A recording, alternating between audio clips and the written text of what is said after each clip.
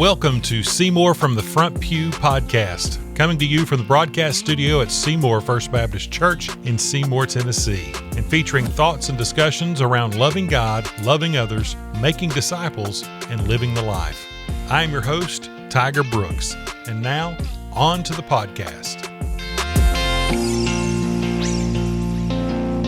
Well, welcome into the Seymour from the Front Pew podcast on a rare location shoot here at the Seymour First Baptist Church Pumpkin Patch to benefit our student ministries. And this weekend has been a flurry of activity as we had, how many people would you guess, Jason, were out here unloading the trucks on Saturday? Oh, I'd say easily we were probably about 60-ish. Yeah. If not a few more, yep. Had a number of folks out on Saturday morning unloading 1,500 pumpkins, which you hopefully can see behind us. We'll probably have a few more shots of what we have here. And so we thought we would just kind of reflect on this weekend. And especially yesterday, we had a family festival here at the Pumpkin Patch and in our lower fields here at Seymour First Baptist. And to say we were overwhelmed by the turnout would be an understatement. Yeah. I mean, we've probably had, again, this was kind of to take the place of Kiker Farms, which we've done for years. And at best, we were probably talking about 200 people at Kiker. Yeah, I think our last year we were somewhere around a little over 300. Yeah, so that we had there, somewhere around that, which was always it was just a bring your lawn chair, come, set up, enjoy the fellowship. There were things to do for the kids and families and all that stuff. And so we thought, I think we had 250 people signed up for yesterday. Something like that. Yeah, we were just at 250, So even that, we knew there'd be more than that. So I think we had 200 something hamburgers and close to 400 hot dogs planned because we knew there'd be more than that. And we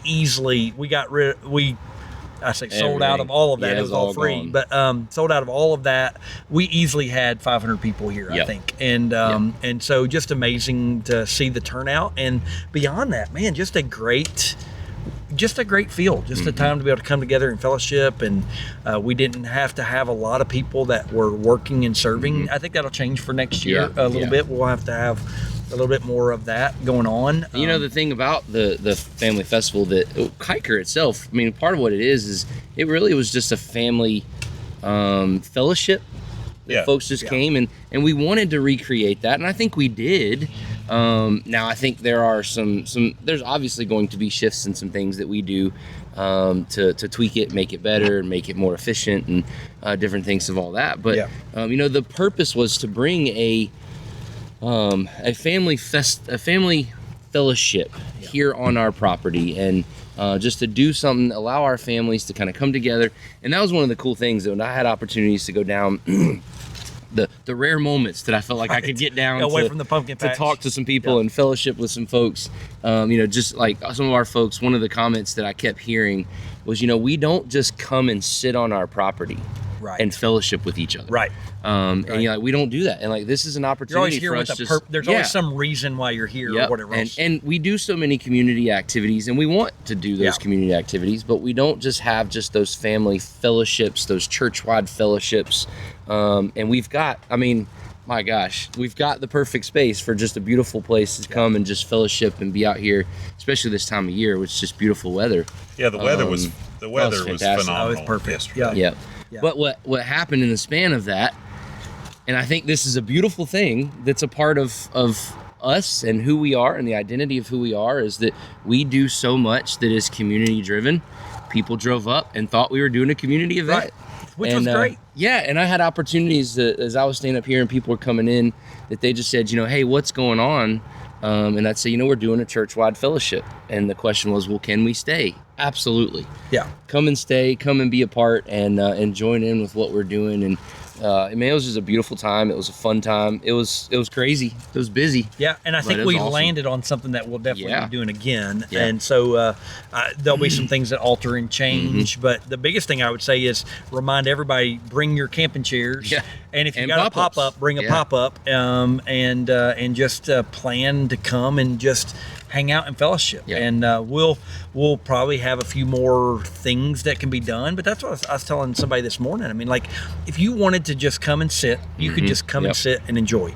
If you wanted to come and do something, there were things to do, and we may add a few more things to do. But the biggest goal with that will be just to fellowship and enjoy, to kick off our pumpkin patch every year, because we foresee that going on outside of some catastrophic event in the next 2 weeks or whatever else. We see that continuing over the next little bit, and really just a great time to, get to know different people, to have different conversations with different people, and just kind of enjoy all that there is that's going on here in the fall. So to think, especially in light of everything that we were able to do this weekend, in light of the fact that the entire front of our property is completely under construction right now, it's pretty amazing.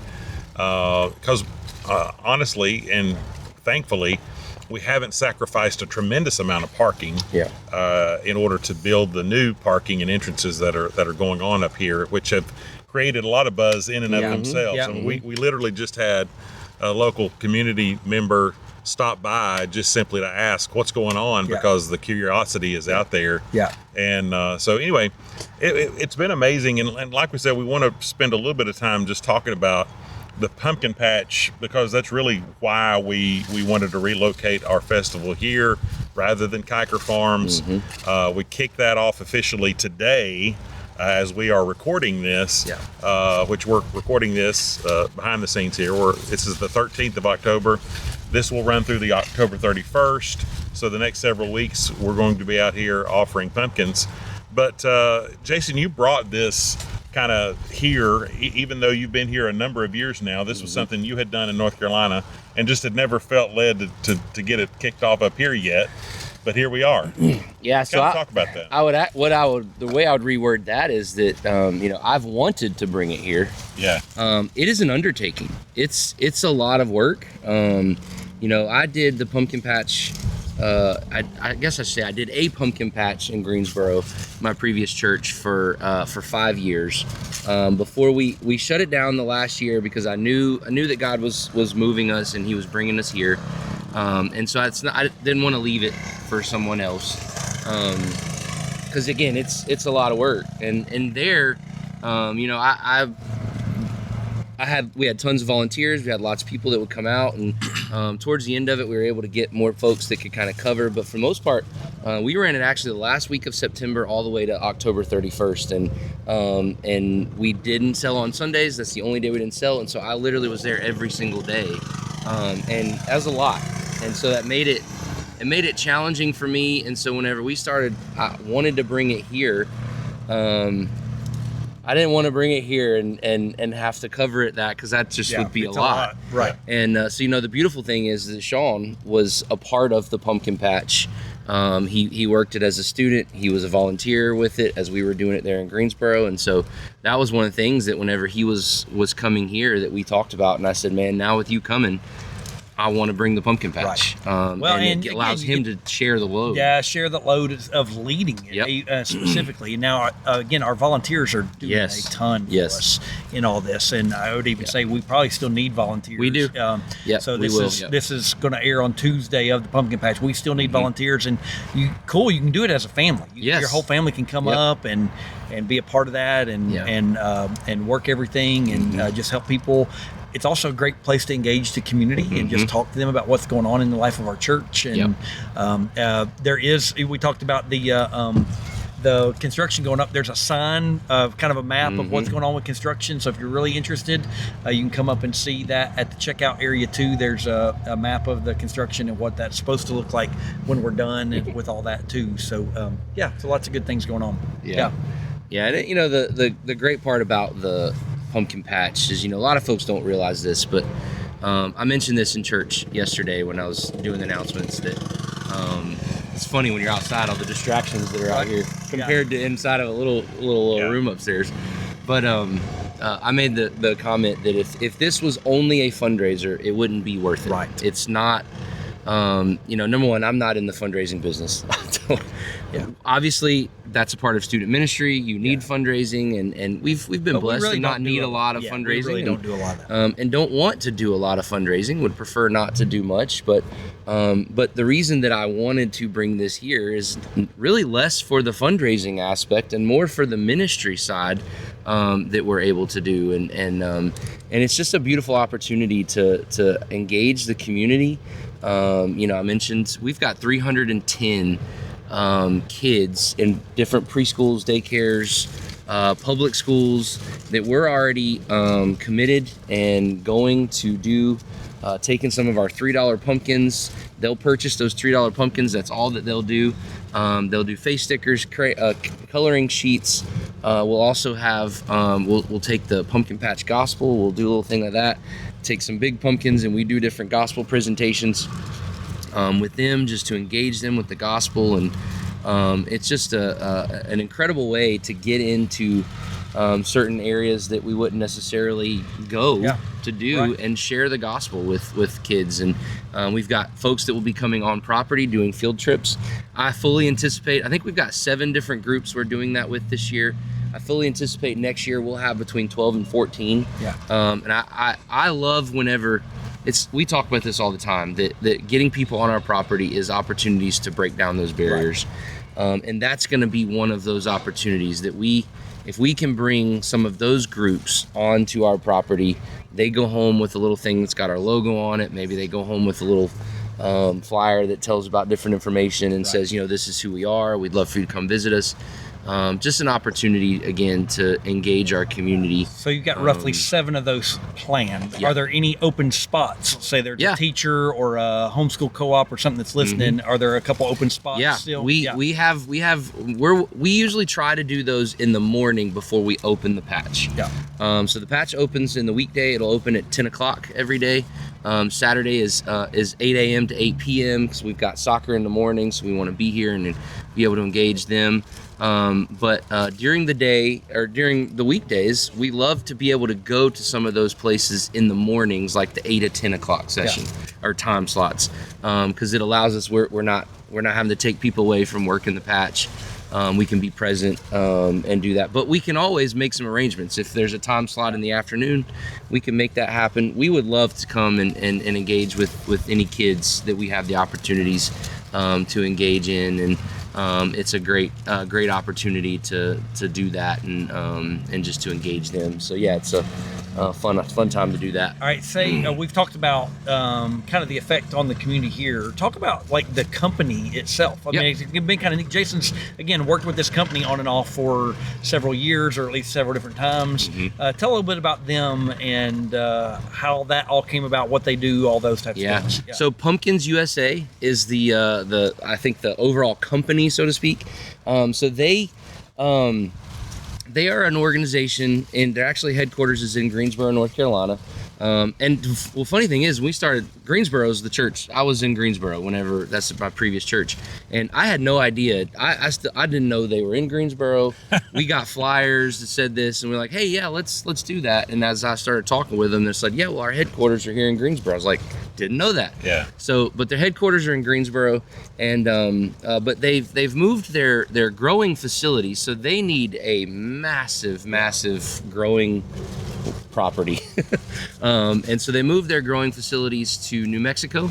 And so they've got, I don't even know how many, probably thousands of acres that they have of pumpkins growing over there. And so they have workers, and they provide jobs for workers there. It's also an opportunity. It's their kind of their Christian organization ministry they do for them, as well as the truck drivers, and then of course most of the organizations that they work with for patches like this are churches. I think they do some that are not churches and whatnot, but I think a lot of them are churches that they do with. And so it's just a great organization that it's kind of a consignment based with them, that we with what we sell, we get a percentage, they get a percentage, and so they it's kind of a great opportunity for them. But and it obviously it is a business for them, while it's a ministry for us. So it's Pumpkins USA. You can look them up, and the cool thing is they they will. So, for instance, we're a new location this year. They will look at all of their current locations, and they will not set up a new location if they're going to be in competition with another location. Oh, wow. They don't want to harm their current locations. Yeah. So I don't know what that range is. Yeah, like a franchise. I don't know what the range is, but if you're within a certain range of a current location, they will not agree to partner with you. Yeah. Because they don't want to. It hurts them as much as it hurts the organizations that they're partnering with. So they're great to work with. They're not a huge company, even though they have a huge spread that goes out. So our pricing is put by them. They set up the pricing. We price based on how they desire us to price. And because they've done the studies to know what they need to do, what they need to make. That helps you if you're on your way out. I mean, we aren't setting all of that stuff, and we don't have control over it. So, if my nature is, man, I'm buying a bunch. Let me see if I can get more since I'm buying a bunch. And really, that's just, we don't have that flexibility in all this. And so it lets everybody kind of see that, know that. But at the same time, know and understand that everything you get is supporting our student ministry. Yep. And the more we sell, the more percentage we make. Yep. And so we want it to do well. They want it to do well. And so we want you to come and be a part of that. I learned something last night as we did a pumpkin piñata. They're good quality pumpkins. They are quality. You can smack the thing with a bat over and over and over, and it's not going anywhere. Yep. And so they are good quality pumpkins in the middle of all that too. Yeah, that's one of the things that, again, since I've been doing, I've gone to pumpkin. It's funny. I never, when I started in ministry, I never would have thought that I'd have anything to do with pumpkins. Right. And a pumpkin patch. Now you're a pumpkin expert. Now I know more about them than I ever thought I would. And, it's funny, when we stopped the pumpkin patch and I came here, I've gone to other pumpkin patches and seen other places to buy pumpkins. And to be perfectly honest, I've looked at those pumpkins like those are just not as quality pumpkins as what we sold with the pumpkin patch. And I mean, the size of pumpkins, they're great carving pumpkins. They're just good quality pumpkins. There's some big there's some big pumpkins. I'm not sure I've seen for sale big pumpkins like this, or at least the number of them. Yeah. And we have a variety of looking pumpkins. We have the bumpy ones that have the sugar bumps on them. We've got all kinds of different colors. There's different shapes, and there's all kinds of stuff. We even got small gourds and different things. So we've got a great variety of pumpkins to be out here. It's an awesome opportunity to come and get pumpkins. If you go to a pumpkin patch, a lot of times those are sitting on the ground for a long period of time, and so that causes them to ruin or get a bad spot on them a lot quicker. These are up off the ground. They're up on pallets while they're here. There's going to be painted pallets by our student ministry while it's going on that you could help buy and use as decorations at home and support our ministry. I'd even say, like, if you want something specific, you want something painted specific for it to say something, let them know. They'll paint you one, and you can buy that and take that home, and that'll support our student ministry and all those things too. So the next holiday, not that anybody needs to know this, obviously we have Thanksgiving, but the next big holiday outside of that is Christmas. So we're going to be painting some pallets that are going to have some Christmas decorations. So you can come and buy a pallet. 100% of the profits for those pallets go straight into the student ministry. That's different from the pumpkins themselves, of what we're doing, the sales of that. So 100% of those pallets, that money from the pallets will go into the to the student ministry. We're also going to be painting some pumpkins and having those for sale, and we'll upcharge them usually $1 that's got some paint on them. So kids usually love to find those that are painted, and they enjoy those. Here's the other crazy thing. I'll even give everybody this little tip. This is a fun one for you. Folks like to paint their pumpkins, carve their pumpkins, whatnot. Obviously, you carve a pumpkin, it's ruined. You can't do anything else with it from that point forward. We have found that one of the coolest ways and the best ways to paint a pumpkin is puff paint. And if you take puff paint, you can do crazy designs, do all kinds of stuff on that. And you can enjoy whatever it is. And in 3 days, if you're like, I want to do something different, that puff paint will peel right off. Pumpkin is perfectly good. Brand new canvas. Brand new canvas. You can do all new puff paint onto that. And so there's your little Spoken from tip. a dad And, of 4, right? So like you want to use those pumpkins as much as you can. If you mess up, you can redo it. It's Jackson's time for the pumpkin now. Yeah, that's right. Yeah, that's right. Right. All right, so tell us times that the Pumpkin Patch is going to be open. We know until they sell out, or October 31st. But we'd love to sell out. Yeah, we'd love to sell out. We'd love to sell out this week. Yeah. So come buy pumpkins. But tell your friends. When is it open? What can you do, or when can you come? So weekdays we're open 10 to 8, so 10 a.m. to 8 p.m. Monday through Friday. On Saturday, we're open 8 a.m. to 8 p.m. And then Sunday, we are open from 1 p.m. to 8 p.m. Obviously, we'll be closed during church time. We'll be open during that and give our folks time to get lunch and do all that. But then 1 o'clock will be open on Sundays. So come and visit us. Come check it out. You can do cash or card, either way. And if you want to make a donation to the student ministry and you don't want a pumpkin, you can do that while you're here. Yep. So there's all kinds of options for you here. And there's wagons to help you tote them around and get them back to your car or whatever you may need for all of that. And so glad to help you in any way that we can with any of those things. Yeah. One of the things just for those that might have the question, okay, how does this support the student ministry? Obviously, all of our ministries are faithfully supported through tithes and offerings to the church. But talk through how this is going to impact individual students being able to do some things because of their support of the Pumpkin Patch. Yeah.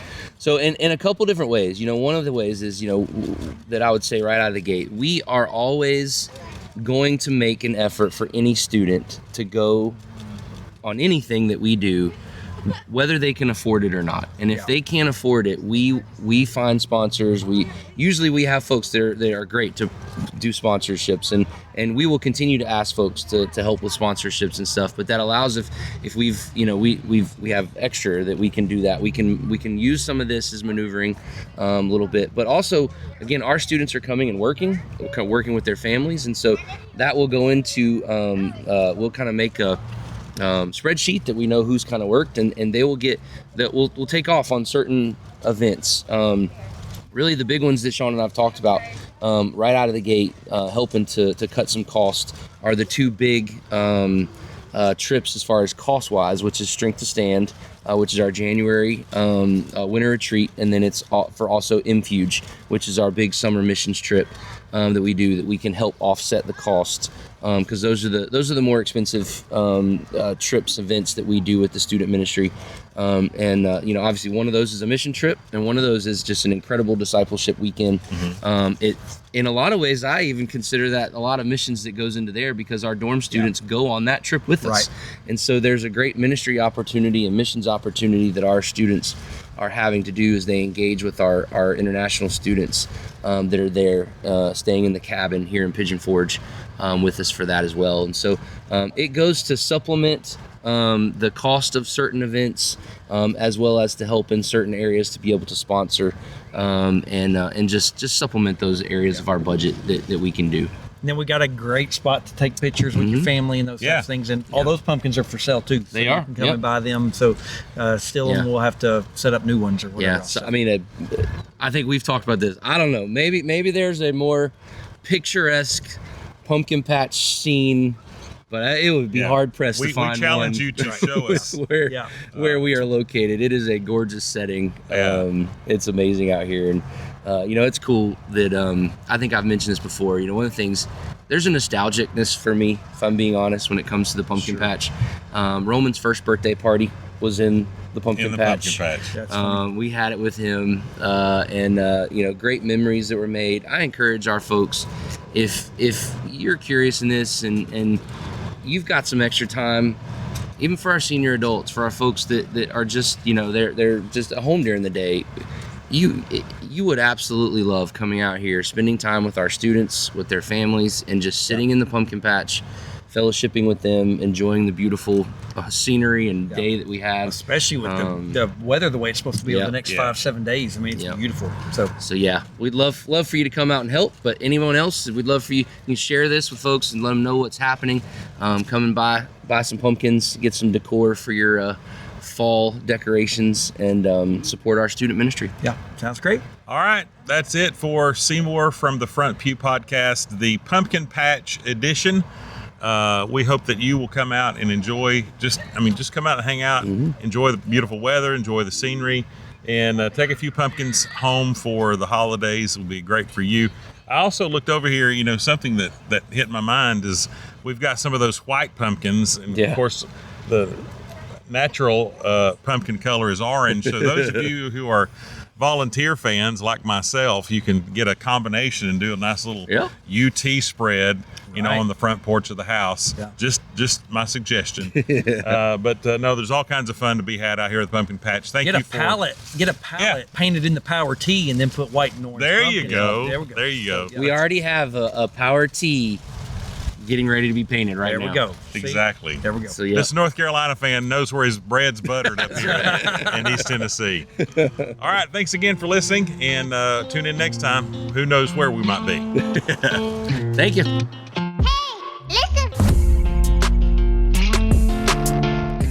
Thank you for listening to Seymour from the Front Pew. Our sole desire for this podcast is to glorify God by educating and encouraging His body. If you would like to learn more about anything you've heard today, feel free to reach out by email at staff@seymourfbc.org or by visiting our website at seymourfbc.org. If you're located near our community and do not have a church home, come worship with us at 10:15 a.m. on Sunday morning. Until then, we pray God's richest blessings on you and yours as you love God, love others, make disciples, and live the life.